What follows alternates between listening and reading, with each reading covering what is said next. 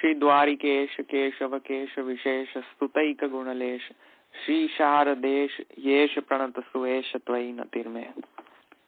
तो last time जे હતું એ કોઈ કહી શકશે? શ્રી ગુંસાઈજી કહે છે ફલદશામાં પહોંચ્યા પછી અનાયાસે શ્રવણાદિ થતા હોય છે. હા બરાબર છે, એ પોઈન્ટ હતો. બરાબર. પછી હા, અને પછી રામાનુજ સંપ્રદાયના આચાર્ય વેદાંત દેશી કહે છે કે તમારા સ્વરૂપમાં એટલી બધી શ્રદ્ધા નથી, પણ કૃપા પર જ ખૂબ શ્રદ્ધા છે, એટલે કે તમે જરૂર મારી પર કૃપા કરવાના જ છો. શ્રી પ્રભુની કૃપા એમનાજી છે. ના, એ પોઈન્ટ તો છે ને, મેં કઈક એમના પ્રશ્નોના કોઈ બીજા વૈષ્ણવ એક પ્રશ્ન પૂછ્યો હતો, અને એ પ્રશ્નના ઉત્તરમાં મેં હતો, એટલે એ વસ્તુ અહીંયા વેદાંત દેશિક ની અહીંયા ન લાવતા, ભક્તિહંસ ની અંદર. એટલે સાક્ષાત પુરુષોત્તમની પ્રાપ્તિને જ ભક્તિ કહે છે. હા, એટલે કે એ ફલાવસ્થાની જે મુખ્ય અર્થ જે છે ભક્તિનો એ સ્નેહ છે, અને મુખ્ય અર્થ સ્નેહ છે એ સિદ્ધ કરવા માટે શ્રી ગુસાઈજી આ સર્વકાય પ્રમાણ આપી રહ્યા છે. અને મુખ્યાર્થ સ્નેહ છે એને માનવામાં પૂર્વ પક્ષીને ખૂબ પૂર્વ પક્ષી ખૂબ પ્રશ્નો ઉપસ્થિત કરે છે કે મુખ્ય અર્થ જે સ્નેહ છે એવા પ્રમાણો આપો. તો શ્રી ગુસાઈજીએ ઘણા બધા પ્રમાણો આપ્યા કે ભક્તિ પદ ભલે એ પદ માર્યાદિક માટે પણ વપરાતું હોય, કે ઉપાસના માર્ગ માટે પણ વપરાતું હોય, કે પ્રાવાહિકી માટે પણ વપરાતું હોય, પણ જે એનો મુખ્ય અર્થ જે છે, ભક્તિનો મુખ્યતમ અર્થ જે છે એ ફલાવસ્થાની જે સ્ટેજ પર પહોંચી જાય છે ત્યારે એનો મુખ્ય અર્થ ઉદ્ઘોષિત થાય છે. એટલે અહીંયા એ વસ્તુ છે કે હા, ભલે ભક્તિ પદ ઘણા બધા શ્લોકોમાં ઉપાસના માર્ગીય પૂજા માટે પણ વપરાતો હશે, પણ ત્યાં આપણે એ વિવેક રાખવાનો કે ત્યાં મુખ્ય અર્થ સ્વાર્થ હોય છે, સ્નેહ નથી હોતો. એટલા માટે જ્યાં સ્વાર્થ મુખ્ય અર્થ હોય ત્યારે માની લેવું કે આ કોઈ ભક્તિ નથી, એકચ્યુઅલ ભક્તિ રિયલીમાં ભક્તિ નથી, પણ આ કોઈ સાધના અવસ્થામાં થતી ભક્તિ છે, ઓર એ ઉપાસના માર્ગ છે, કે ઓર એ કર્મ માર્ગ છે વગેરે. તો એવી રીતે આ વિવેક પણ કેળવવો જોઈએ, અને એ વિવેક કેળવવા માટે આ સર્વ કઈ કહી રહ્યા છે કે ભક્તિ પદથી મુખ્ય અર્થ થાય છે સ્નેહ જ. અને પછી લાસ્ટ ટાઈમ આપણે એ જોયું હતું કે જો ભક્તિને સાધન રૂપમાં જોઈશું તો પણ પ્રોબ્લેમ છે, કારણ કે ભક્તિ તો એક ડેસ્ટિનેશન છે. ભક્તિ ઇટસેલ્ફ ઇઝ અ ડેસ્ટિનેશન. ભક્તિ એ પોતે જ એક લક્ષ્ય છે, અને એ કોઈ સાધન એનો મુખ્ય અર્થ નથી કે સાધના અવસ્થા કરતા હોય એને ભક્તિ કરતા હોય એવું માનું, પણ ભક્તિ એક એવું સ્ટેજ છે કે જ્યાં એ લક્ષ્ય પહોંચી જાય. એ લક્ષ્ય છે, એ નહીં કે it is a journey. It is a journey in the sense, it is also a journey in the sense of કે એ મર્યાદા ભક્તિ રૂપેણ જે સાધન થતા હોય, નવધા ભક્તિના સાધન, અને અંતે એ વ્યસનાવસ્થા સુધી પહોંચે છે. તો મુખ્ય અર્થ જે છે ભક્તિનો તેમાં વ્યસનાવસ્થા સિદ્ધ થતી હોય છે, કે ભક્તિ જેને સિદ્ધ થઈ ચૂકી છે. તો એવી રીતે આપણે જોયું હતું કે પુરુષોત્તમની પ્રાપ્તિના સાધન રૂપે પણ જો આપણે ભક્તિને જો એને સમજીએ તો અહીંયા આપણે એક સ્ટેટમેન્ટ જોયું હતું, ફરી વાંચું. यह कहना ठीक न होगा कि साक्षात पुरुषोत्तम की प्राप्ति का साधन होना ही भक्ति पद की प्रवृत्ति का निमित्त है, अर्थात साक्षात पुरुषोत्तम की प्राप्ति के साधन को ही भक्ति कहते हैं. હવે જો અહીંયા આ ગુસાઈજી આ સ્ટેટમેન્ટમાં શું કહી રહ્યા છે કે કોઈ એમ ના બોલો કે સાધન રૂપે જે થઈ રહ્યું છે એ ભક્તિ છે. ના, એકચ્યુઅલી એ ભક્તિને પ્રાપ્ત કરવા માટે સાધના થઈ રહી છે, પણ એકચ્યુઅલી જે ભક્તિનું સ્વરૂપ જે છે, શુદ્ધ ભક્તિનું સ્વરૂપ છે, એ તો વ્યસનતઃ છે. પુષ્ટિ ભક્તિનું સ્વરૂપ શું છે? પુરુષોત્તમજી શું આપ્યું છે પુષ્ટિ ભક્તિનું સ્વરૂપ? સ્નેહોત્પત્ત્યનંતરમ સ્વવ્યસનતઃ સ્વતંત્ર પુરુષાર્થત્વેન ક્રિયમાણ ઉત્તમ પુષ્ટિ ભક્તિ રૂપ. તો એટલા જ માટે અહીંયા પણ એ ભક્તિનું સ્વરૂપ સ્વતંત્ર છે, સ્નેહોત્પત્તિ અનંતર છે, વ્યસન દશાવાળી છે, એ સર્વકાય પુરુષોત્તમજીએ કહી દીધું છે. અને પછી આપણે આગળ એક એક્ઝામ્પલ પણ જોયો હતો શિશુપાલનો, કે માની લો કે કોઈ ભક્ત સાધના કરી રહ્યો છે અને એ સાધનામાં પ્રેમ નથી, સ્નેહ નથી, અને પણ છતાં પણ એ સાધના કરી રહ્યો છે, તો શું એ ભક્તિ કહેવાય? અહીંયા પ્રશ્ન એ છે કે શિશુપાલ આદિ, કંસ આદિ જે હતા એમને પણ સર્વાત્મ ભાવ એટલે કે સર્વાત્મ ભાવ સિદ્ધ નતો થયો, પણ એમને શું હતું કે શ્રી કૃષ્ણના દર્શન ગમે ત્યારે એમના ભાવાનુસાર શત્રુ રૂપેણ થતા હતા.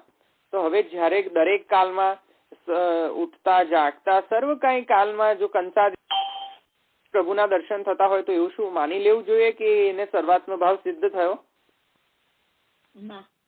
ના. કેમ? દ્વેષથી, ભયથી સાધનાવસ્થા થઈ તે ભક્તિ નથી. રાઈટ. એટલે ભક્તિમાં મુખ્ય અર્થ શું છે?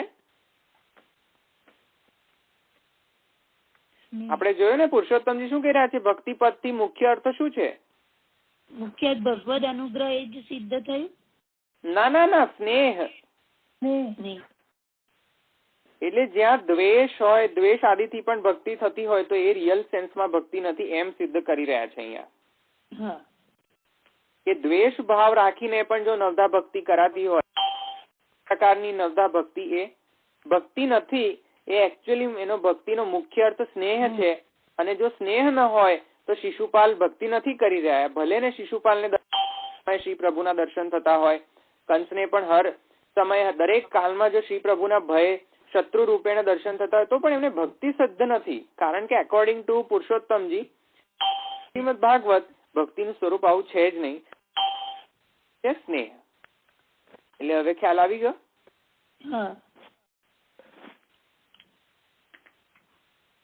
તો આપણે વિવેક એ જોયો કે ભક્તિ પદનો મુખ્ય અર્થ સ્નેહ, એ વિવેક છે.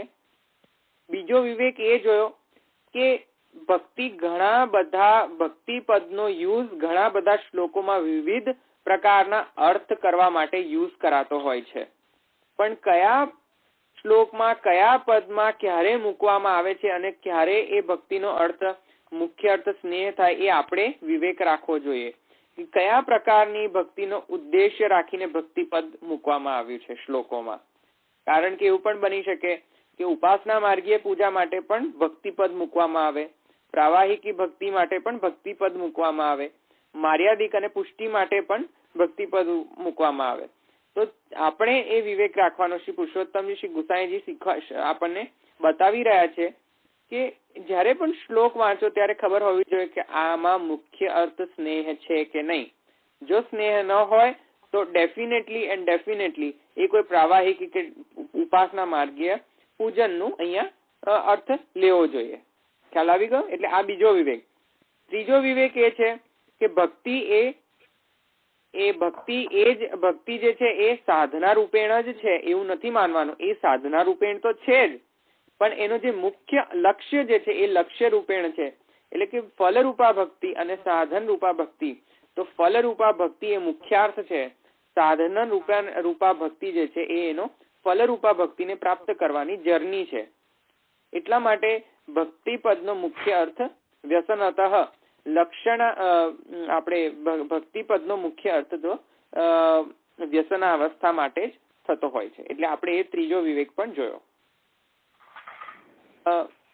એટલે આ સર્વ કઈ વિવેક આપણે શીખ્યા અત્યારે કે ભક્તિપદનો ઉપયોગ ઘણા બધા કન્ટેક્સ્ટમાં કરવામાં આવે છે અને કયા કન્ટેક્સ્ટમાં એ પદનો ઉપયોગ થયેલો છે એ આપણને ખ્યાલ આવવો જોઈએ. તો એટલે ખ્યાલ આવી ગયો કે તમે વિવેકથી કેવી રીતે વાંચશો જયારે પણ ભક્તિપદ આવશે ત્યારે?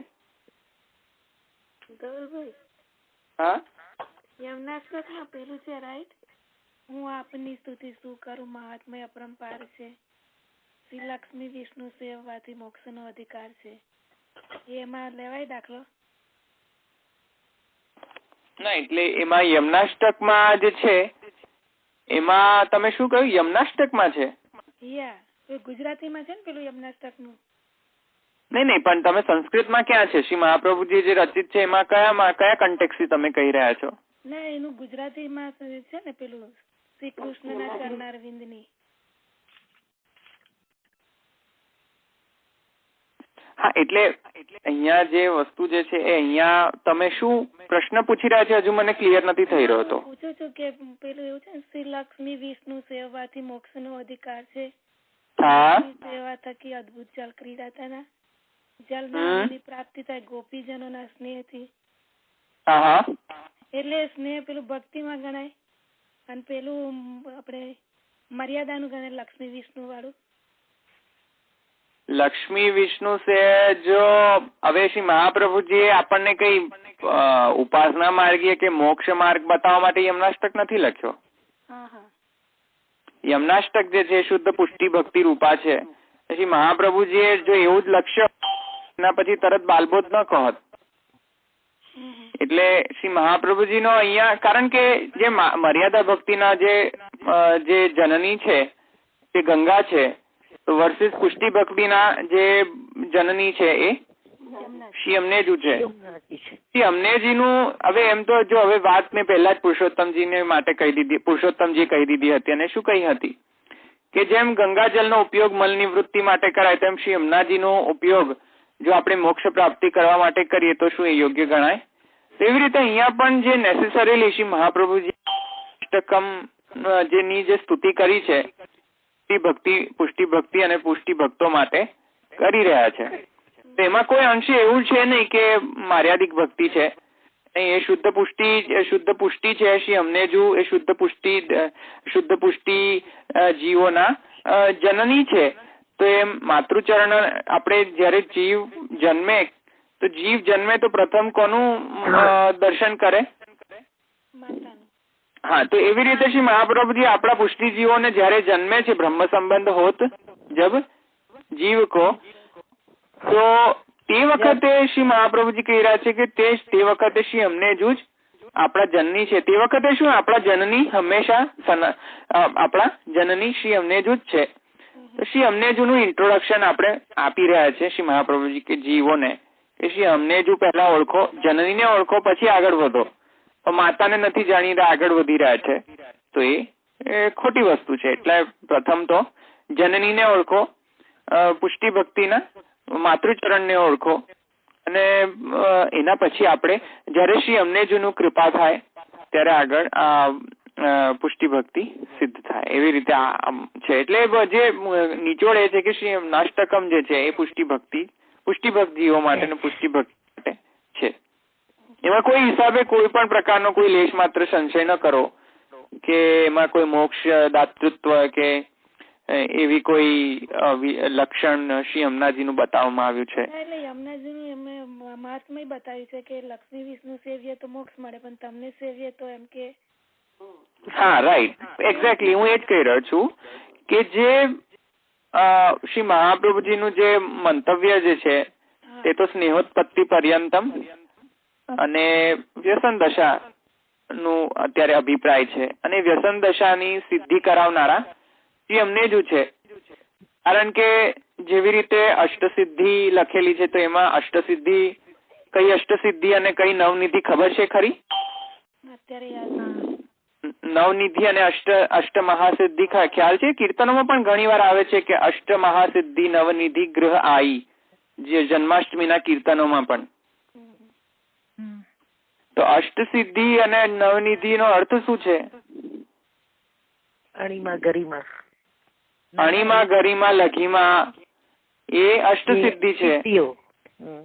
ને જે નવનિધિ છે તે પણ આવી રીતે સંજીવની વિદ્યા વગેરે જે છે તે એ 9 પ્રકારની વિદ્યા જે આવે છે એને નવનિધિ કહે છે.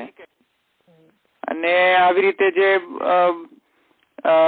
અષ્ટસિદ્ધિ છે તે આવી રીતે મર્યાદા માર્ગમાં અષ્ટસિદ્ધિ સિદ્ધ કરવા માટે યોગ અને અષ્ટાંગ યોગ સર્વ વગેરે કઈક કરવામાં આવે છે. પણ જે અર્થ અહીંયા શ્રી યમુનાષ્ટકમાં આપવામાં આવ્યો છે તે શ્રી યમુનાષ્ટકનો અર્થ શુદ્ધ પુષ્ટિ માર્ગે વ્યસન દશા કેવી રીતે શ્રી યમુનાજી સિદ્ધ કરાવી દે છે જીવોને, અને તે ઉપલક્ષ્યમાં રાખીને અષ્ટસિદ્ધિ કહેવામાં આવી છે. સકલ સિદ્ધિ હેતુ મુદા, સકલ સિદ્ધિ હેતુ મુદા એવી રીતે સકલ સિદ્ધિઓ પ્રાપ્ત કરાવનારા શ્રી અમનેજુ છે સકલ સિદ્ધિ માટે તો ઘણું બધું ડિસ્ક્રિપ્શન આપી શકાય કે કઈ સિદ્ધિ કઈ સિદ્ધિ. હવે એ તો વાર્તા સાહિત્યમાં પણ અત્યારે આપણે આઉટ ઓફ સ્કોપ છે.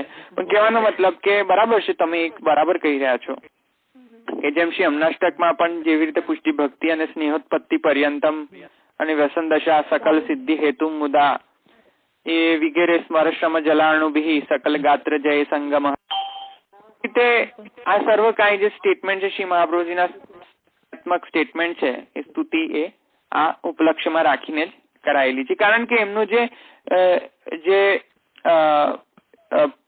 જે સાક્ષાત આધિદૈવિકી સ્વરૂપા આધિદૈવિક પુષ્ટિનું આધિદૈવિક સ્વરૂપ શ્રી અમનેજુ છે. પુષ્ટિનું આધિદૈવિક સ્વરૂપ જો જોવું હોય, દર્શન કરવા હોય તો શ્રી અમનેજુ એ સાક્ષાત આધિદૈવિક સ્વરૂપ છે પુષ્ટિના. તો એવી રીતે જયારે પુષ્ટિનું આધિદૈવિક સ્વરૂપ હોય તો ગૌણ લક્ષણો જે છે એને તો બાજુમાં જ રાખવા જોઈએ. જે મુખ્ય લક્ષણો જે છે પુષ્ટિના આધિદૈવિક સ્વરૂપના શ્રી અમનેજુના એ જ પુષ્ટિ જીવોને યુઝફુલ થતા હોય છે. તો એવી રીતે અહીંયા પણ છે કે ભક્તિનો મુખ્ય અર્થ સ્નેહ છે, વ્યસન દશા છે. હમણાં કોણ બોલ્યું અણીમાં લઘીમાં? હું બોલી ના, એટલે નામ શું? હા, એટલે બરાબર છે. અણીમાં લઘીમાં વગેરે જે છે તે જ અણીમાં લઘીમાં કેવી રીતે શ્રી અમનેજુના પર્સપેક્ટિવ થી અને શ્રી અમનેજુ શું દાન કરી રહ્યા છે, શું કૃપા કરી રહ્યા છે.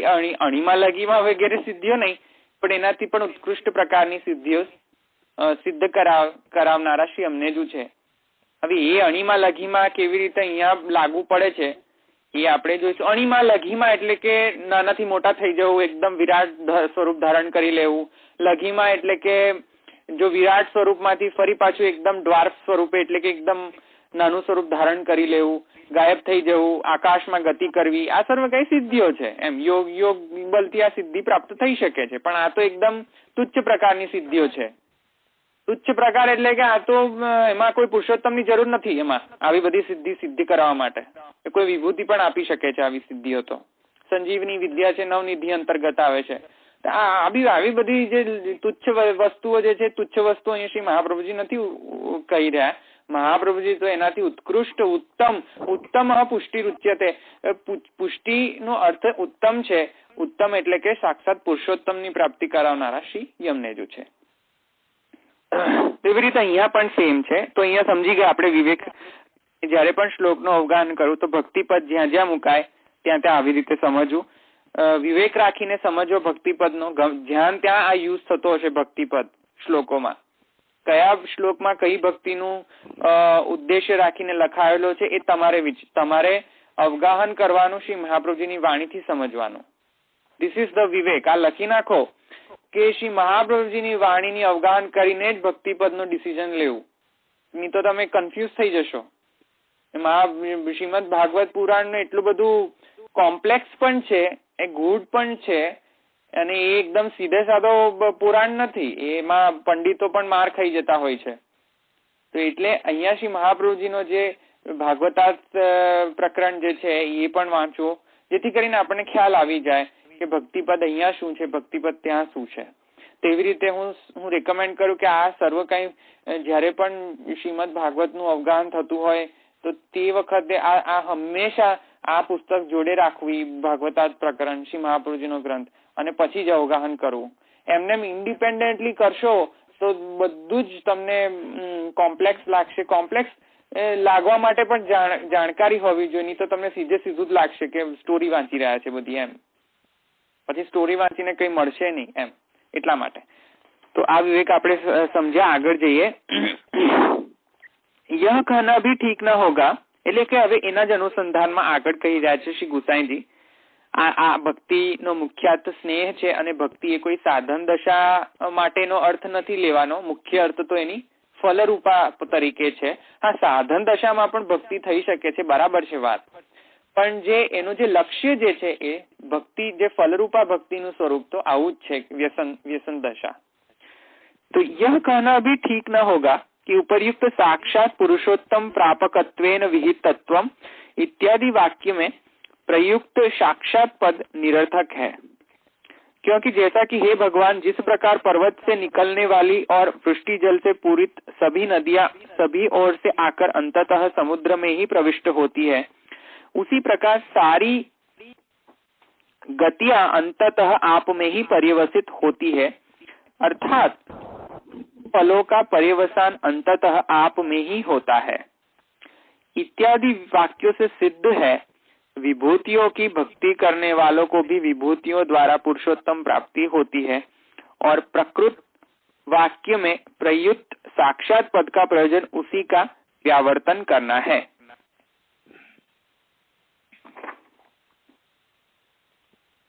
तो अहिया આપણે આનાથી આગળ વાંચવું પડશે, કારણ કે આમાં એક આખો એક શ્રી ગુસાઈજી આના વિશે જ અહીંયા આગળ ભક્તિ તરંગીણીકાર શ્રી રઘુનાથજી એ શ્રી રઘુનાથ થોડુંક કહ્યું છે આ બાબતમાં, એ આપણે જોઈએ અને પછી આપણે એને સમજીએ. શ્રી રઘુનાથજી શું કહી રહ્યા છે આ સ્ટેટમેન્ટ માટે? ભાગવતનો 10મ સ્કંધ અને 40મો અધ્યાય 10મ શ્લોક. એ શ્લોક એ છે કે, ફરી હું વાંચું कि हे भगवान, जिस प्रकार पर्वत से निकलने वाली और वृष्टि जल से पूरित सभी नदियां सभी ओर से आकर अंततः समुद्र में ही प्रविष्ट होती है, उसी प्रकार सारी गतियां अंततः आप में ही पर्यवसित होती है, अर्थात सारे फलों का पर्यवसान अंततः आप में ही होता है. હવે આને આપણે ભક્તિ તરંગીણીકાર શ્રી રઘુનાથજી શું કહી રહ્યા છે એને સમજીએ આપણે. શ્રી રઘુનાથજી ભક્તિ તરંગીણીકાર શ્રી રઘુનાથજી કહી રહ્યા છે આ જ શ્લોક વિશે कि फलरूपा भक्ति के भक्ति होने में श्री कृष्ण में स्नेह होना ही निमित्त अर्थात प्रयोजक है. जो अब स्टेटमेंट जरा આપણે સમજીએ. શ્રી નાથજી શું કહી રહ્યા છે कि फलरूपा भक्ति, प्रथम अंडरलाइन करो, फलरूपा भक्ति के भक्ति होने में, फलरूपा भक्ति क्यारे सिद्ध થઈ કહેવાય? જ્યારે સ્નેહોત્પત્તિ અનંતરમ વ્યસનસ્થ સિદ્ધ થાય ત્યારે ફલરૂપા ભક્તિ. એ ડેફિનેશન ફરી આપી રહ્યા છે શ્રી રઘુનાથજી કે નિમિત્ત શું છે ફલરૂપા ભક્તિ સિદ્ધ થવા માટે? સ્નેહ જ, સ્નેહી ही प्रयोजक है એવું લખી રહ્યા છે. ये જ પુષ્ટિ भक्ति. हाँ, इस प्रकार भक्ति शब्द अनेकार्थक है.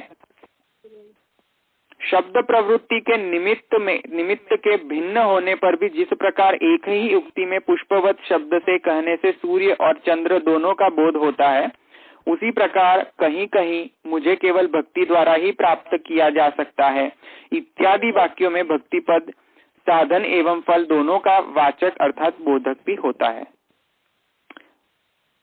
और साक्षात पुरुषोत्तम की प्राप्ति के साधन के रूप में विहित भक्ति पुष्टि भक्ति ही है, इसका निश्चय श्रीमद् भागवत में स्वयं भगवान द्वारा कहे गए निरपेक्ष भक्ति योग से भक्त मुझे ही प्राप्त करता है इत्यादि. गीता में अर्जुन के जो भक्त निरंतर ऊपर कहे गए प्रकार से आपकी उपासना करते हैं तथा जो अव्यक्त अक्षर तत्व की उपासना करते हैं इत्यादि प्रश्न तथा भगवान द्वारा दिए गए इस प्रश्न के उत्तर में भक्त प्रहलाद के हे असुर पुत्रों, भगवान मुकुंद को प्रसन्न करने के सकने में द्विजत्व वगैरह सामर्थ्य नहीं है इत्यादि उपक्रम पूर्वक कहे गए भगवान हरि तो केवल निर्मल अर्थात अनन्य प्रयोजन वाली भक्ति से ही प्रसन्न होते हैं और ऐसी भक्ति के अभाव में द्विजत्व आदि अन्य सारे साधन विडंबना मात्र अर्थात अकिंचित कर है इत्यादि वाक्य भगवान द्वारा अपने श्रीमुख से कहे गए. हे उद्धव, योग साधन मुझे वश में करने में समर्थ नहीं है, मैं केवल अनन्य प्रयोजन वाली भक्ति के ही द्वारा प्राप्ति हूँ इत्यादि वाक्य तथा इसी प्रकार के अनन्य सहस्त्रों वाक्यों से सिद्ध होता है. એટલે અહીંયા જે બધા પ્રમાણનું એકત્ર કરવામાં આવ્યું, એકત્ર ફરી હું અહીંયા એ જ કહી રહ્યો છું કે જ્યાં પરંપરા ભક્તિની સિદ્ધિ થતી હોય એ એક પક્ષ અને જ્યાં સાક્ષાત ભક્તિ સિદ્ધ થતી હોય તે પક્ષ. તો અહીંયા એ જ કહી રહ્યા છે કે ભક્તિનો શબ્દ અનેકાર્થક છે, એટલે કે અનેક અર્થથી ભક્તિનો પદ યુઝ કરવામાં આવતો હોય છે. જેમ કે પુષ્પવત શબ્દથી સૂર્ય અને ચંદ્ર બંનેનો બોધ થતો હોય છે. ક્યાંક ક્યાંક સંસ્કૃતમાં પુષ્પવત જે હોય છે, પુષ્પવત શબ્દ, એ શબ્દ સૂર્ય માટે પણ યુઝ થતો હોય છે અને શબ્દ માટે ચંદ્ર માટે પણ થતો હોય છે. તો એવી રીતે ભક્તિ પદ પણ કहीं કहीं સાધન રૂપેણ ભક્તિનો ઉદ્દેશ્ય રાખીને કહેવામાં આવે છે અને ક્યાંક ક્યાંક ફલરૂપા ભક્તિ માટે પણ ઉદ્દેશીને આ ભક્તિ પદ મૂકવામાં આવે છે. અને એટલા બધા પ્રમાણો આપ્યા છે શ્રી ગુસાઈજીએ કે નિરપેક્ષ ભક્તિ યોગ સે ભક્ત મુझे પ્રાપ્ત કરતે हैं વગેરે, અને ભગવાન હરિ તો કેવલ નિર્મલ ભક્તિ સે ही પ્રસન્ન હોતે हैं. તો આવી રીતે ભક્તિ શબ્દ અનેકાર્થક છે, અનેક અર્થ વાળો ભક્તિ શબ્દ છે. પણ જે મુખ્યાર્થ જે છે, ફરી કહું છું કે મુખ્ય અર્થ જે છે એ સ્નેહ જ છે. સ્નેહ વિના ભક્તિ માં શક્તિ નથી રહેતી, અને પછી ભક્તિ એ શુદ્ધ ભક્તિ નથી રહી શકતી, એ ઉપાસના માર્ગીય થઈને રહી જાય છે. તો એનું પર્યવસાન પછી એ વ્યસન દશામાં નથી થઈ શકતું. मंत्राधिष्ठातृ देवता पुरुषोत्तम के विभूति रूप हैं. આપણે પહેલા જોઈ ગયા છે, બરાબર, કેવી રીતે કે મંત્રાધિષ્ઠાતૃ દેવતા પુરુષોત્તમ કે વિભૂતિ રૂપ हैं આપણે જોઈ ગયા હતા, બરાબર. ઉપાસના માર્ગ અને મંત્રોપાસના અને મંત્રાધિષ્ઠાતૃ દેવતામાં ગોપાલ મંત્ર અને રામ મંત્ર વગેરે નો એક્ઝામ્પલ જોઈને લીધો હતો. યાદ આવ્યું? तो मंत्राधिष्ठातृ देवता पुरुषोत्तम के विभूति रूप हैं. यह हम पहले ही प्रतिपादित कर चुके हैं. अतः उनकी प्राप्ति के साधन रूप उनके जप अर्चन आदि को भक्ति नहीं कहा जा सकता.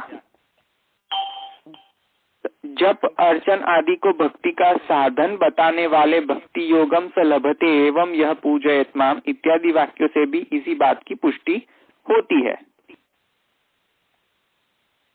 तो અહીંયા જે પહેલા પૂર્વ પક્ષીએ કહ્યું કે જેમ વિભૂતિઓની ભક્તિ દ્વારા પરંપરા પછી વિભૂતિઓની ભક્તિ થાય તો એ પુરુષોત્તમની ભક્તિ બરાબર છે, તો એ ખોટી વસ્તુ છે. એ શ્રી ભક્તિ તરંગીણીકાર શ્રી રઘુનાથજી કહી રહ્યા છે. અને કેવી રીતે? કારણ કે ભક્તિ તરંગીણીકાર શ્રી રઘુનાથજીએ પહેલા જ કહ્યું હતું કે પુરુષોત્તમની વિભૂતિઓ મંત્રાધિષ્ઠાતૃ તરીકે વિદ્યમાન હોય છે. મંત્રની ઉપાસના કરો તો પણ પુરુષોત્તમ લભ્ય નથી. હા, એ વિભૂતિ લભ્ય છે. વિભૂતિઓ જે સંકળાઈ રહ્યા છે જે મંત્ર સતત મંત્ર માટે, તો તે વિભૂતિઓ ની પ્રાપ્તિ થઈ શકે છે, પણ સાક્ષાત પુરુષોત્તમ ત્યાં બંધાયેલા રહેતા નથી. સાક્ષાત પુરુષોત્તમ શાનાથી બંધાયેલા હોય છે? સાક્ષાત પુરુષોત્તમ કોને વશ હોય છે?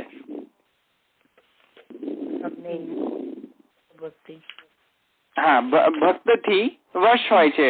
શુદ્ધ ભક્તિ જે હોય છે તેનાથી વશ હોય છે. અન્ય કોઈ પ્રયોજન નહીં, અન્ય કોઈથી પણ તે બંધાયેલા રહેતા નથી. તો જે આપણે મામેવ નિરપેક્ષેણ અને પછી ભક્તિ યોગમ સ લભતે એવમ યહ પૂજયત મામ, તો એમાં મામ શું હતું? યાદ છે? મામ શબ્દનો અર્થ શું હતો?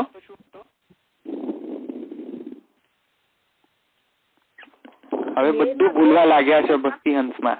બે વખત મામ છે ને, એટલે એક વખત એક બુદ્ધિ માટે એવું છે ને. ફરી બહુ કટ થાય છે તમારો વોઇસ, ફરી બોલો. બે વખત મામ છે ને એ શ્લોકમાં? રાઈટ, બે વખત મામ છે, બરાબર. હવે પ્રથમ જે મામ જે છે એ શાના વિશે છે?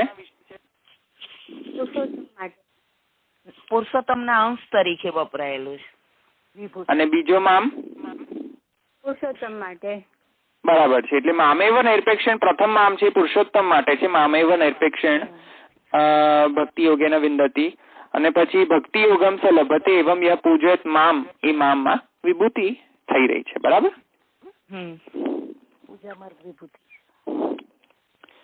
तो इत्यादि वाक्य से भी यही बात की पुष्टि होती है.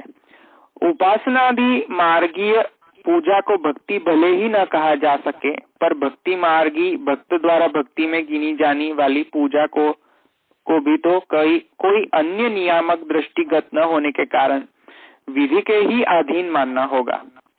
और ऐसी स्थिति में पुरुषोत्तम को अर्चन विधि का उद्देश्य न मानने के सिद्धांति के मत का विरोध होगा। पूर्व पक्षी के इस आशंका का निराकरण करते हुए ग्रंथकार कहते हैं, जो અહીંયા એક પૂર્વ પક્ષી હવે એક પૂર્વ પક્ષ ઉઠાવી રહ્યો છે, આપણે સમજીએ કે શું પૂર્વ પક્ષી કહી રહ્યો છે। હવે આજ એને હવે હજુ પણ માનવું, એને હજુ પણ એનામાં ક્લેરિટી નથી આવી રહી કે સાધન રૂપા ભક્તિ, ફલરૂપા ભક્તિ અને ભક્તિ શું છે, અને એ ભક્તિ ઉપાસના માર્ગીય કે પ્રાવાહિકી ભક્તિ જોડે કેવી રીતે ડિફરન્શિએટ થઈ રહી છે, એ હજુ પણ એને ખ્યાલ નથી આવતો। એ આગળ પ્રશ્ન એવો પૂછી રહ્યો છે, પ્રશ્ન સાંભળો। ઉપાસનાદि માર્ગીય પૂજા को भक्ति भले ही न कहा जाए, એટલે એને એક્સેપ્ટ કર્યું કે ચાલો ઉપાસના માર્ગીય જે પૂજન વિધિ છે ભલે ભક્તિ કન્સિડર ન કરી શકાય, બરાબર છે। ચાલો પછી તો भले ही न कहा जा सके, पर भक्ति मार्गीय भक्त द्वारा भक्ति में गिनी जाने वाली पूजा को भी तो कोई अन्य नियामक दृष्टिगत न होने के कारण विधि के ही अधीन मानना होगा। હવે જો અહીંયા એકદમ ઇલોજિકલ સ્ટેટમેન્ટ કરી રહ્યો છે પૂર્વ પક્ષીનો પ્રશ્ન ખબર પડી કોઈને? ફરી વાંચો। હા, ફરી એટલે ખ્યાલ ના આવ્યો ને, ફરી વાંચું। તમે મને કહો કે તમને શું સમજ આવી એમાં। ફરી વાંચું છું, પ્રશ્ન બહુ ધ્યાનપૂર્વક સાંભળજો। उपासना आदि मार्गीय पूजा को भक्ति भले ही न कहा जा सके, पर भक्ति मार्गी भक्त द्वारा भक्ति में गिनी जाने वाली पूजा को भी तो विधि के ही अधीन मानना होगा, और ऐसी स्थिति में पुरुषोत्तम को अर्चन विधि का उद्देश्य न मानने के सिद्धांति के मत का विरोध हो जाएगा। प्रश्न समझ આવી ફરી? બીજું સેન્ટેન્સ ખ્યાલ આવતો વચ્ચે ઉપાસનાનું હા, ફરીથી મને ખબર છે કે આ ગ્રંથ થોડોક ટફ છે અને એની લેંગ્વેજ એકચ્યુઅલી હું આ ગ્રંથ છે ને હંમેશા હું નથી વાંચતો, એટલે તમને થોડુંક હું સમજાવતો રહું છું। જો હું તમે જાતે આ ગ્રંથને વાંચો તો તમે કન્ફ્યુઝન્સ જ થતા રહેશે, કારણ કે લેંગ્વેજ થોડીક બહુ ડિફિકલ્ટ છે જે રીતે લખાયેલો છે। લેંગ્વેજ એટલી બધી અટપટી છે, ઇનડાયરેક્ટલી બધી લખવામાં આવી છે આખી લેંગ્વેજ, સીધું નહીં લખે ક્યાંય, એ સીધો સ્ટેટમેન્ટ નહીં મળે, કારણ કે પૂર્વ પક્ષીના સીધા ક્વેશ્ચન્સ નથી। પૂર્વ પક્ષી થોડા એકદમ લોજિકલ વર્સિસ ઇલોજિકલ પ્રશ્ન પણ કરતો હોય છે। તો ફરીથી આપણે પ્રશ્ન સમજીએ। જો પ્રશ્ન સમજવાનો છે, પ્રશ્ન એ શું કહી રહ્યો છે કે પ્રથમ આપણે મંત્રોપાસનાથી શું સિદ્ધ કર્યું, એ હવે એ ટોપિક કાઢો ત્યારે એ શું વિવેક આપણે કેળવ્યો હતો, મંત્રોપાસના વાળો ટોપિક થી શું આપણે વિવેક શીખ્યા હતા એ કહો મને। મંત્ર ઉપાસનાથી વિભૂતિ ને થાય। હા, બરાબર છે। પછી બીજો વિવેક શું હતો?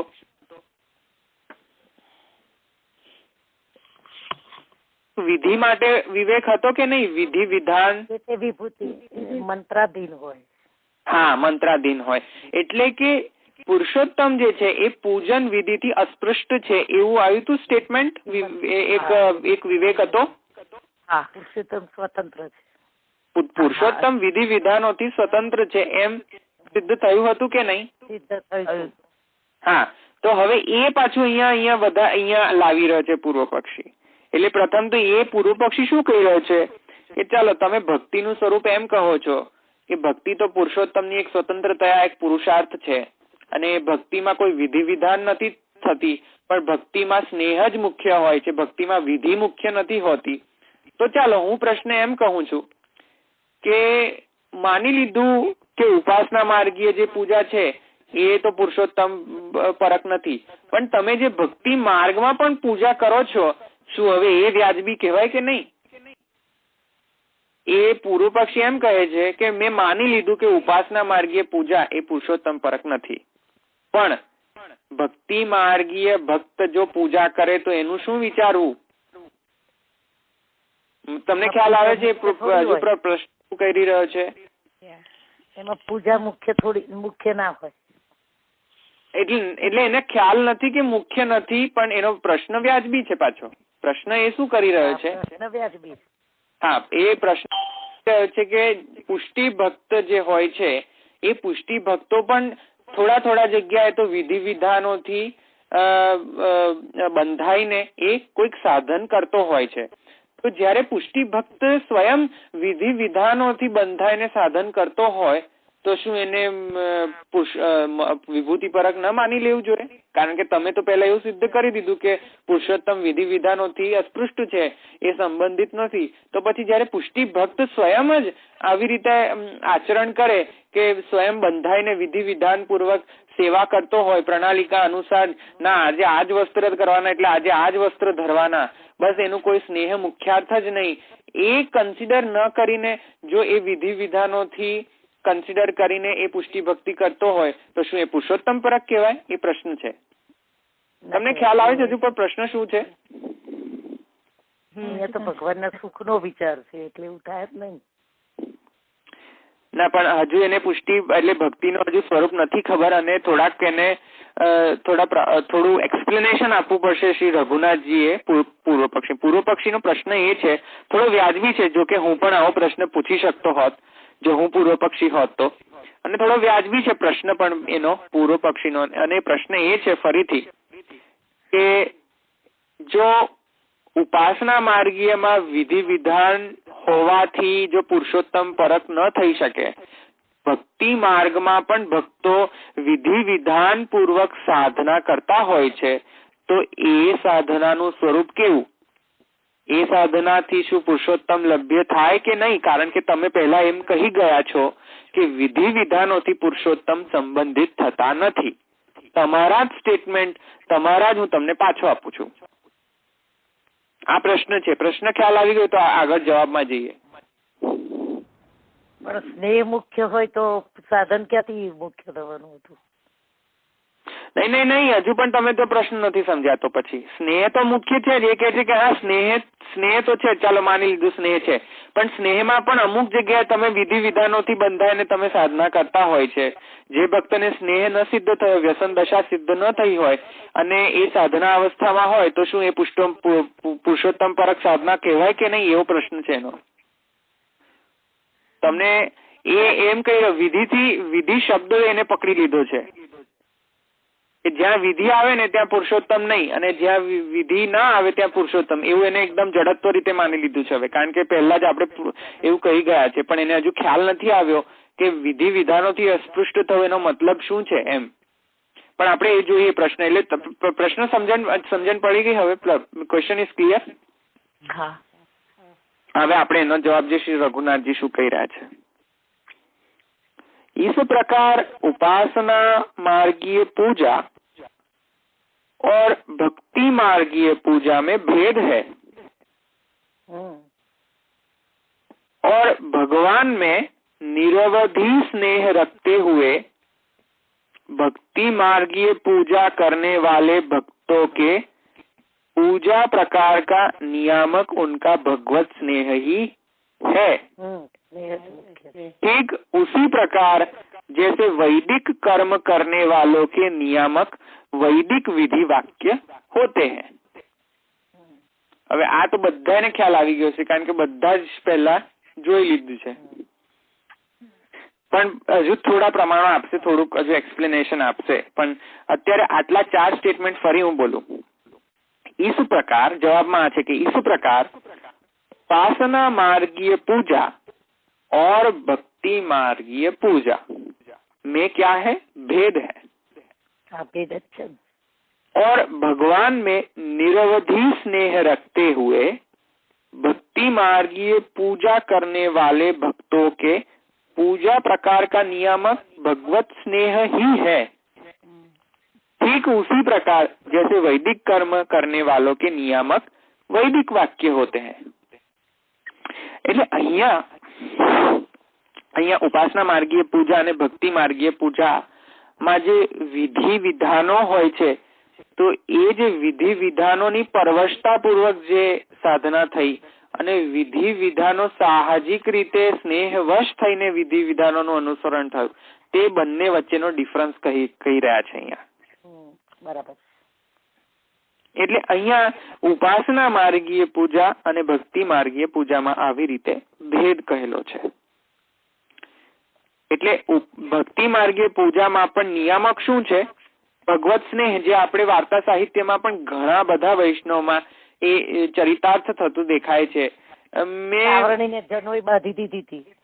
હા, બસ એ જ આપણે એક્ઝામ્પલ લાસ્ટ ટાઈમ લીધો હતો કે જયારે આપણે ભક્તિ હેતુ નિર્ણય લેતા હતા ત્યારે જ મેં આ સેમ જનેવનું એક્ઝામ્પલ આપ્યું હતું કે યજ્ઞોપવેત તે પોતે વૈષ્ણવ સાવરણીનો દોરી તરીકે ઉપયોગ કરીને મંગલાની પહેલા જે બુહારી કરવાની હોય, મંગલા દર્શન પહેલા, તો તે બુહારીની સેવામાં અવેર થઈ ગઈ હતી અને મંગલા દર્શન ખુલવાના જ હતા. અવેર થઈ ગઈ હતી તો અવેર થઈ ગઈ છે. હવે કશું મળી નથી રહ્યું સાવરણીથી બુહારી કરવાનું, કારણ કે સામગ્રી જે બુહારી જે છે એમાં આની જરૂર હતી. તો એમને પછી નિયામક શું થયું? આમાં સ્નેહ નિયામક થઈ ગયો. એ ગૌણ શું થઈ ગયું? વેદ ગૌણ થઈ ગયો, વિધિ વિધાનો ગૌણ થઈ ગઈ, ને જે વેદનો જે ઉત્સ જે છે પુરુષોત્તમ એ મુખ્ય થયો. એવી રીતે આ જે છે જ્યાં પ્રમેય સાક્ષાત બિરાજમાન હોય, જેમ કે આપણે એક્ઝામ્પલ લઈ લો કે જયારે આપણે શ્રી પ્રભુના દર્શન ખુલ્લા હોય તો શું આંખ મીચીએ? શ્રી પ્રભુના દર્શન થતા હોય તો શું નામ સ્મરણ કરીએ? દર્શન કરીએ કે નામ સ્મરણ કરીએ? અષ્ટોત્તર મંત્રની માલા કરીએ કે દર્શન કરીએ, કીર્તન ગઈએ, કરીએ શું?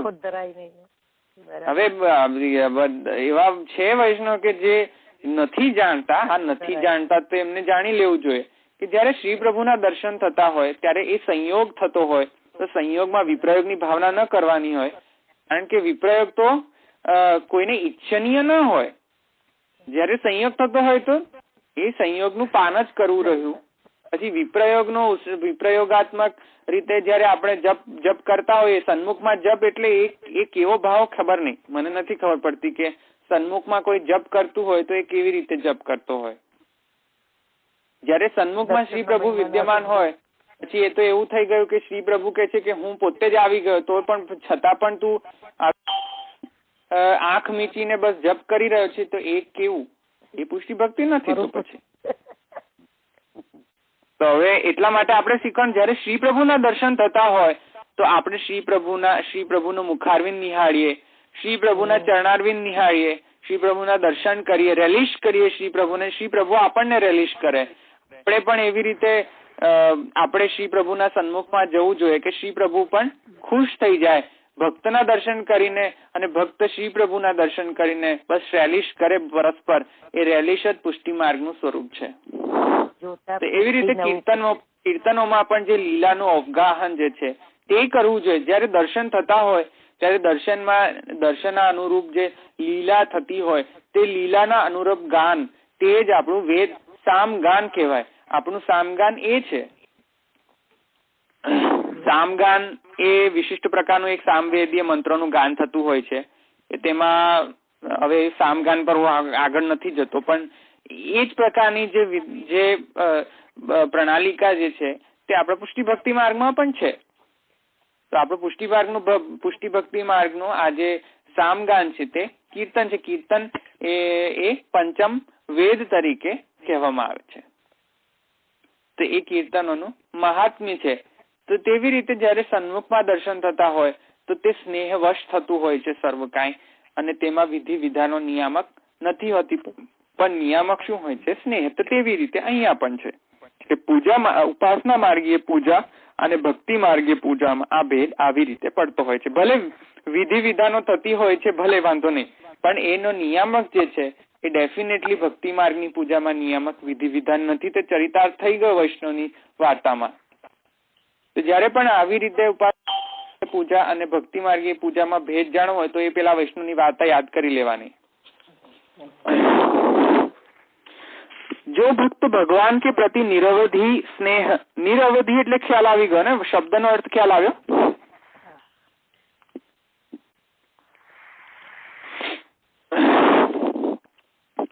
નિરવધિ એટલે એવું નહીં કે આજે બહુ સ્નેહ આવી ગયો ને આજે એકદમ સેવા કરી દીધી ને કાલે ઠપ.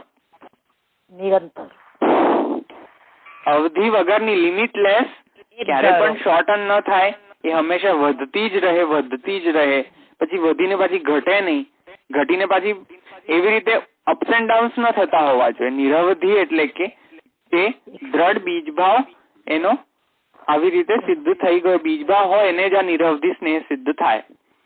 તો એવી રીતે આજે સર્વ કાંઈ થઈ ગયું, કાલે કશું થયું નહીં, ને પાછું કશું થયું નહીં એ તો ઠીક છે કે કશું ન થયું, પણ એનો વિરભાવ પણ નહીં કે કશું થયું નહીં, કશું એમ નહીં કે હા હવે કશું વાંધો નહીં, કાલે ને પરમ દિવસે. તો એ જે છે તે નિરવધિ સ્નેહ નથી. जो भक्त भगवान के प्रति निरवधि स्नेह से रहित है किंतु भक्ति मार्गी पूजा में प्रवृत्त है, के पूजा प्रकार के नियामक भगवान में निरवधि स्नेह पूर्वक भक्ति मार्गे पूजा करने वाले भक्तों द्वारा दिए गए उपदेश हैं. वे उपदेश श्रुत्य विरोधी ही होते हैं. यह अवधेय है. हमारा में एग्जाम्पल आपी दीधुं मैं. श्रुत्य विरोध है, यह अवधेय है. श्रुत्य विरोध એટલે શ્રુતિના વિરોધી થતા હોય છે અમુક વખતે. શું એ વૈષ્ણવના ચરિત્રમાં શ્રુતિ વિરોધી શું થયું હતું? હમણાં જે આપણે વૈષ્ણવની વાત કરી, જે બુહારી કરી તે વૈષ્ણવમાં શ્રુતિ વિરોધી શું હતું? જનોઈનો ઉપયોગ ખોટો કર્યો કહેવાય. આમ શ્રુતિ વિરોધી થઈ પણ પાછું એનું વિરોધી તો છે. નિયામક શું હતું ત્યાં? સ્નેહ નિયામક હતો, પણ છતાં પણ એ શ્રુત્ય વિરોધી થઈ શું? પણ એનો કોઈ વાંધો નથી, કારણ કે નિરવધિ સ્નેહ પૂર્વક જ આ કરવામાં આવ્યું હતું. તે ઠીક છે. એ જ તો એટલા જ માટે મેં પહેલા પણ એક શ્લોક કહ્યો હતો. એટલે હું અનાયાસ થઈ ગયું, એ જાણીને નથી કર્યું, અનાયાસ થઈ ગયું. હા, એટલે અનાયાસ થયું તો છતાં પણ શ્રુત્ય વિરોધી તો થઈ જ ગયું, પણ છતાં પણ શ્રુત્ય વિરોધીને લીધે એને કોઈ પાપ ન લાગ્યું, કારણ કે ન સ્ખલે ન પતે દિહ. બરાબર, આપણે ભાગવતનો શ્લોકમાં લખ્યું હતું ને કે ભલે એ 2 આંખ નીચીને પણ દોડતો, 2 કઈ આંખ, જે મેં 2 આંખોનું ડિસ્ક્રિપ્શન આપ્યું હતું કે કઈ કઈ આંખનું બંધ કરીને પણ છતાં પણ એ રાજમાર્ગમાં દોડે તો પણ તે સ્ખલિત થતો નથી અને પતિત થતો નથી. શું કઈ 2 આંખનું વર્ણન કર્યું હતું? જ્ઞાન અને કર્મ માર્ગ. ના એવાને સ્મરણ ના, હા, વેદ આજ્ઞા અને બીજી કઈ આંખ? બધું ભૂલી ગયા હવે. ભક્તિહંસ પૂરો થતા થતા આગળનું બધું ભૂલી જશો. એટલો મોટો ગ્રંથ છે કે પૂરું થશે ને તો આગળનું ભૂલી જશો, આગળનું કરાય તો પાછળનું ભૂલી જશો. મર્યાદા અને પુષ્ટિ એવું? ના, એવું પણ નહીં. એનીવેઝ, હવે પહેલા મેં જે એક્ઝામ્પલ આપ્યા હતા યાદ કરો. હવે તમારો હોમવર્ક આ કાલે પૂછીશ. મેં એક એક્ઝામ્પલ પણ આપ્યો હતો એનો, બીજી આંખનો પણ, એ વાર્તા સાહિત્ય, ગુરુ આજ્ઞા રૂપ આંખ. હા, રાઈટ. एनीवेज, तो बराबर है. तात्पर्य यही है कि स्मृति शास्त्र आज्ञा रूपी, वेद रूपी, विधि विधान रूपी ने बीजी आंख गुरु आज्ञा रूप. राइट, बहुत सरस. तात्पर्य यही है कि भगवत स्नेह से रहित होते हुए भी भक्ति मार्गीय पूजन में प्रवृत्त लोगों को स्नेह पूर्वक भगवत भजन करने वाले भक्त मर्यादा के अनुसार वेद अविरोधी पूजा प्रकार का उपदेश देते हैं और वह उपदेश ही उनके पूजा प्रकार का नियामक होता है. इस प्रकार पुरुषोत्तम को अर्चन विधि का उद्देश्य मानने का कोई यहाँ प्रसंग ही नहीं है. એટલે અહીંયા આપણે એ જોઈ લીધું કે જો ભગવત સ્નેહથી વિરહિત હોય, જો રહિત હોય અને જો તે એ પૂજનમાં પ્રવૃત્ત હોય તો ડેફિનેટલી એ પૂજન એ કોઈ વિભૂતિના પ્રાપ્ત કરવાના હેતુ રૂપ જ પૂજન થતું હોય છે. તે કોઈ આ ભક્તિ માર્ગીય હોતું નથી એ સાધના.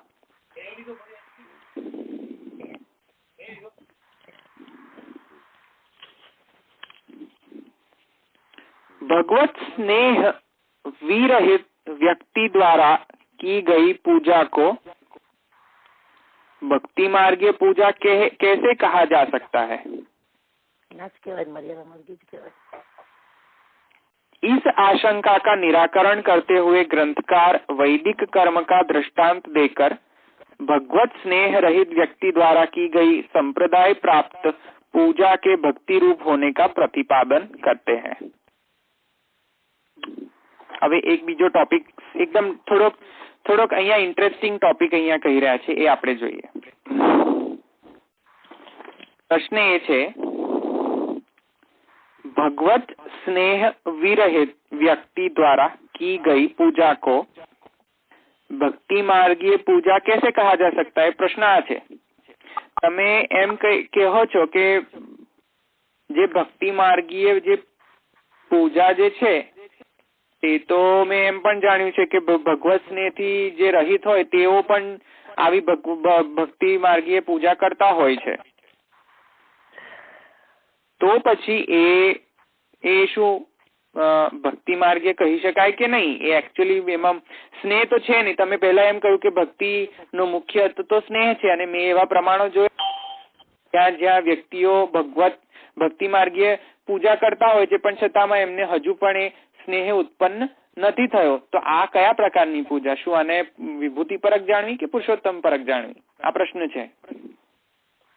तो इस आशंका का निराकरण करते हुए ग्रंथकार એટલે श्री गोसाई जी कहते हैं कि वैदिक कर्म का दृष्टांत देकर भगवत स्नेह रहित व्यक्ति द्वारा की गई संप्रदाय प्राप्त पूजा के भक्ति रूप होने का प्रतिपादन करते हैं.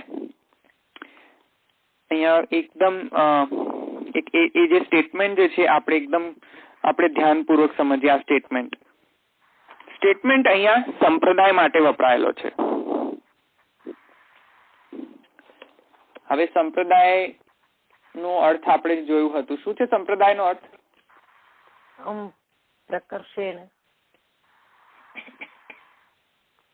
પ્રકર્ષ, પછી સમ્યક.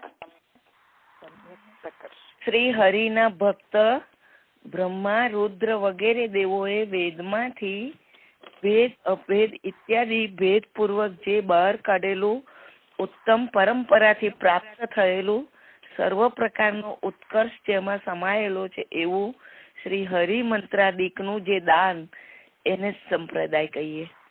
રાઈટ. પણ સંપ્રદાયનો આપણે અન્વયાર્થ લીધો હતો એમાં સમ્યક, પ્રકર્ષ, બરાબર. તો આ ચાર વસ્તુ આવી હતી સંપ્રદાયના અર્થમાં. તો અહીંયા જે ટોપિક આવી રહ્યો છે તે હવે એકદમ થોડો ડિફરન્ટ ટોપિક છે અહીંયા. અને એ ટોપિક એ છે કે હજુ વ્યક્તિ એકદમ બિગિનર સ્ટેજમાં છે, વ્યક્તિને હજુ સ્નેહ સિદ્ધ નથી થયો, પણ છતાં પણ એ વ્યક્તિ એક સંપ્રદાયને અનુસરી રહી છે.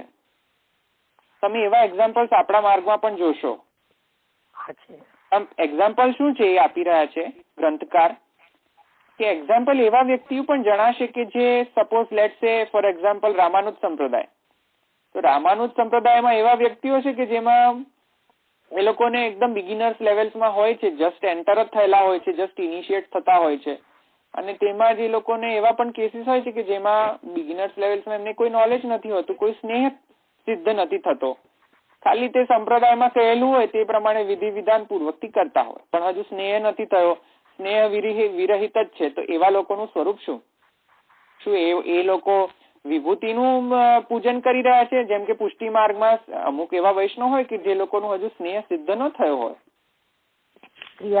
એ સાહજિક રીતે સિદ્ધ ન થયો હોય છતાં, અને એ છતાં પણ એ સંપ્રદાયના અનુસાર કરી રહ્યા હોય જે કરવાનું હોય તે, પણ હજુ સ્નેહમાં હજુ એ એટલા બધા વ્યસન અવસ્થા કે પ્રેમાવસ્થા કે આસક્તિ અવસ્થા એમાં કોઈ પ્રાપ્ત નથી કરી રહ્યા.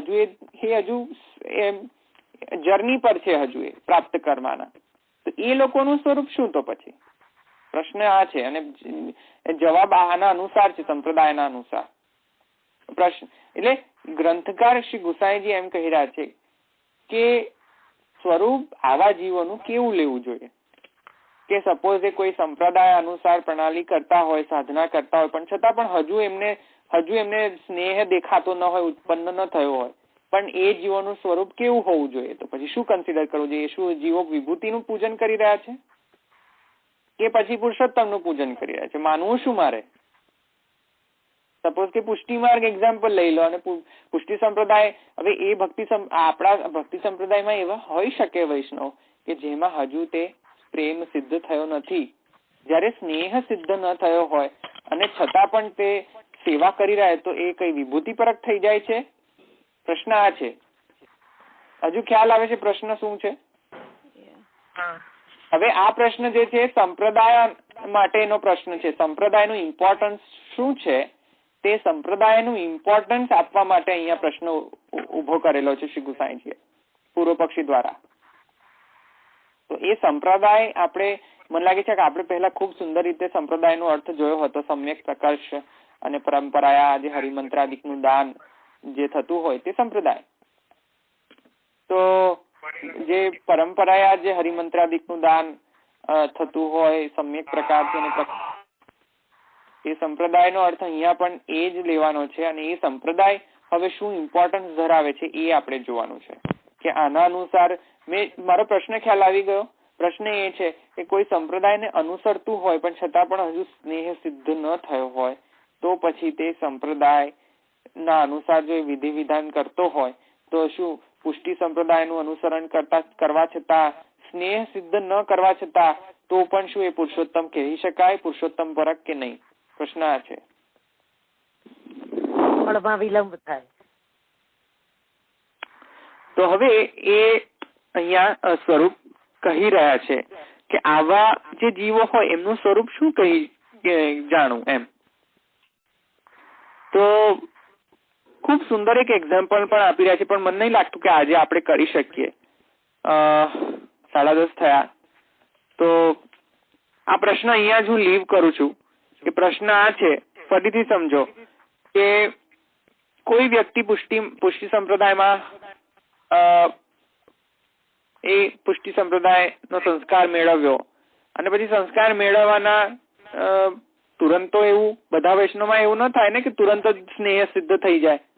હજુ ટાઈમ લાગે એમને સ્નેહ સિદ્ધ થતા જયારે તેઓ સેવા પ્રણાલિકા પરફેક્ટ કરતા થાય.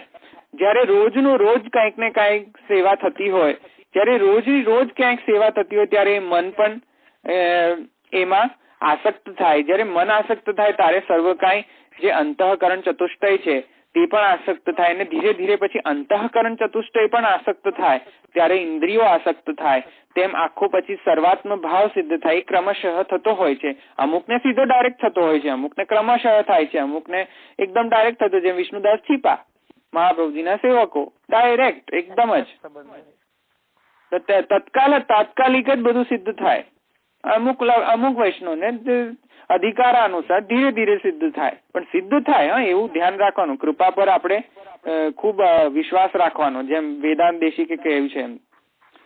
તો એવી રીતે સિદ્ધ તો થશે નો ડાઉટ, પણ કોઈ જીવોને કોઈ પ્રકારે એને સિદ્ધ થાય, કોઈ જીવને એકદમ જ સિદ્ધ થઈ જતો હોય છે. પણ આપણે એવું જેલસ ફીલ નથી કરવાનું કે આ કેમ આમ, આ નહીં અહીંયા કેમ આમ. પણ હવે આ અધિકાર અનુસાર છે તો હવે એને એવું જ રહેવા દો, કારણ કે ભગવદ ઈચ્છા એવી જ છે. પણ હા, એ તો ચોક્કસ છે કે પુષ્ટિ ભક્તિ સિદ્ધ થવાની જ છે, એ ચોક્કસ છે. પણ કેવી રીતે સિદ્ધ થશે એ જુદી જુદી પ્રકારે એ શ્રી પ્રભુની લીલા અનુસાર થશે. તો અહીંયા આ પ્રશ્ન આ છે કે જો આવી રીતેનો કેસ હોય તો આવા કેસને શું સમજવું, તો એ આપણે એ સમજવાનો છે.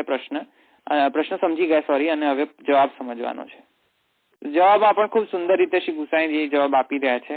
એ આપણે મને લાગે છે કાલે જ આખા એક સેશન લાગશે આ જવાબ માટે. અહીંયા કોઈ પ્રશ્ન છે અહીંયા સુધીમાં? ઠીક છે, એટલે કાલે આપણે લઈશું. એક હિન્ટ આપી દઉં તમને, કારણ કે તમને યાદ રહી જાય એટલા માટે, કે જવાબમાં એમ છે કે જેમ એક નાનું બાળક પોતાનું સારું નરસું જાણતું નથી હોતું, પણ છતાં પણ એને કોઈ પેરેન્ટ્સ ગાર્ડિયન હોય છે એને ડાયરેક્ટ કરવા માટે, તેમ ભલે એ વ્યક્તિ એ જીવ સ્નેહ વિરહિત હોય, સ્નેહથી રહિત હોય, છતાં પણ એના જોડે ગાર્ડિયન રૂપે, પેરેન્ટ રૂપે કોણ હોય છે? સંપ્રદાય હોય છે.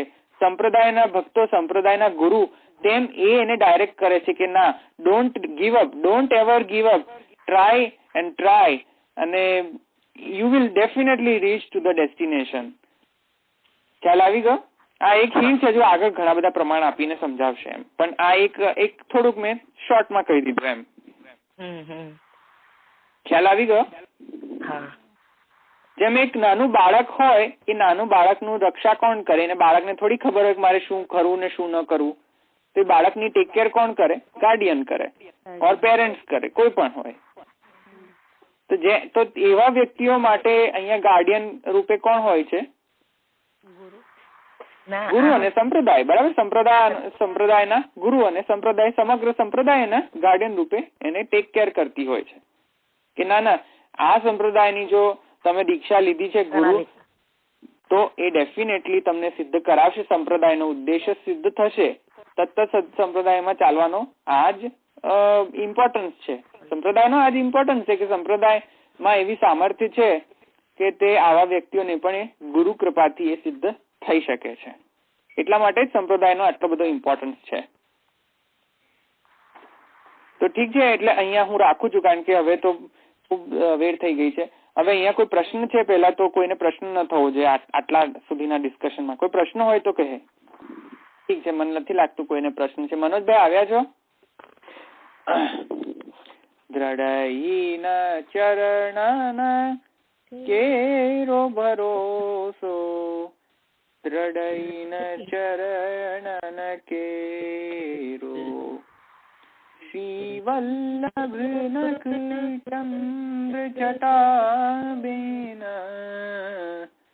સબ જુગ માં અંધેરો ભરોસો, દ્રઢઈન ચરણ કેરો, साधन और नहीं आकली में, जासू होय निवेरो, दूर कहा कहे द्विविध आधरो,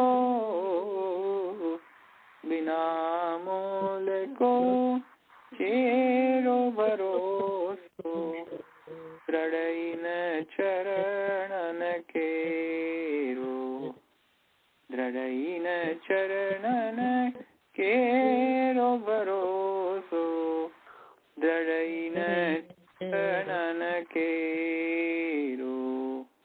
શ્રી વલ્લભાધીશ કી જય. શ્રી ગુસાઈજી પરમ દયાલ કી જય. શ્યામ સુંદર શ્રી અમને મહારાણી કી જય. શ્રી દ્વારિકાધીશ કી જય. શ્રી ગુરુદેવ કી જય. વૈષ્ણવ ને જય શ્રી કૃષ્ણ. ઉત્સવના ખૂબ